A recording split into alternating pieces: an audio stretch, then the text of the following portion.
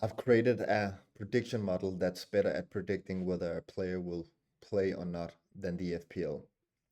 The FPL currently uses 25, 50, and 75% chances of playing, but I think that's too vague. I think it lacks depth, and I don't think the track record is good enough. So I tried to create my own. I'm an educated physiotherapist, worked within football for several years, and decided to try and beat the FPL model that's predicting whether a player will play or not. It was the first game week that I tried to implement it, and it went fairly great. The game week 11 had several um, injury doubts, but first, let me explain to you how the model works. It's called expected return to play, and it's a probability score between 0 and 100% that estimates how likely an injured player is to get minutes in their club's next match. So it's not predicting whether a player is going to take part in 5 weeks. It's only looking at the coming game week. The model looks at a lot of things, but of course, the type of injury, the injury history of that certain player, also the match importance is a major factor when dealing with injuries.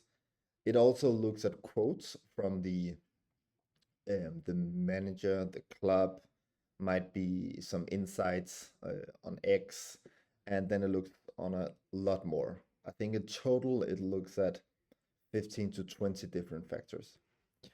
Um, Game week 11 was the first time I tried to implement it, and if the FPL has a player that has, let's say, 50% chance of playing, and the model predicts 10%, and that player doesn't play, then the model will win. So it's whoever is closest to the actual um, result, you can say. So let me show you an example. The FPL predicted Gordon to have a 50% chance of playing. The model and I predicted it Gordon to have 0.1% of playing. So of course, the model won because it didn't play. Let's say the model said 60%, so higher than the FPL, and Gordon didn't play. Then the FPL would have won this uh, injury battle. I hope it makes sense. So 1-0 here for FPL Physio. Second player was Alexander Isak. The FPL predicted him to have a 75% chance of playing. The model predicted him to have 8.8% chance of playing. He was in the squad, but he didn't get any minutes. So again, the model wins. Third one we tried to predict was Kudus. The FPL had him at 75% chance of playing, and the model had him at 43% chance of playing. So once more, the model wins. I will say here that I put out a video showing my predictions for game week 11, and it had Kudus at 85%. I recorded that video before the press conference. Then the press conference was released with all the quotes. I ran the model once again, and it sorry decreased Kudus expected return to play to 43%, just to make that clear. So again, 3-0 for the model.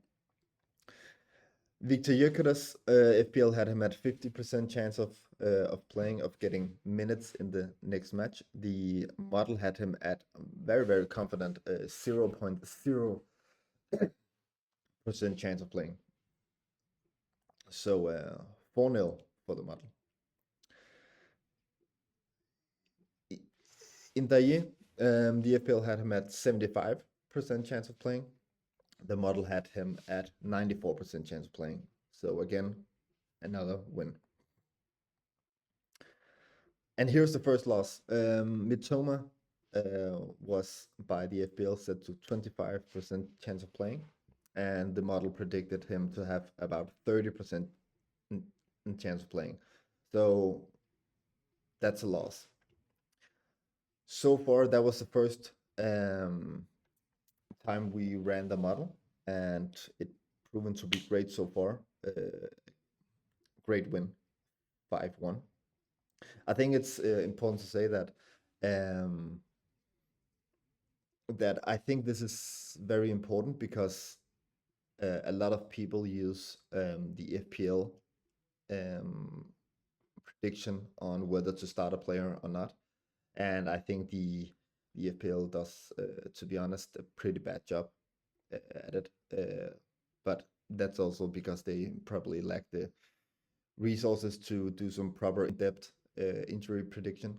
So I think this is important to make choice on whether to captain a certain player, whether to transfer in or transfer out a certain player, and that is why I created this model so far.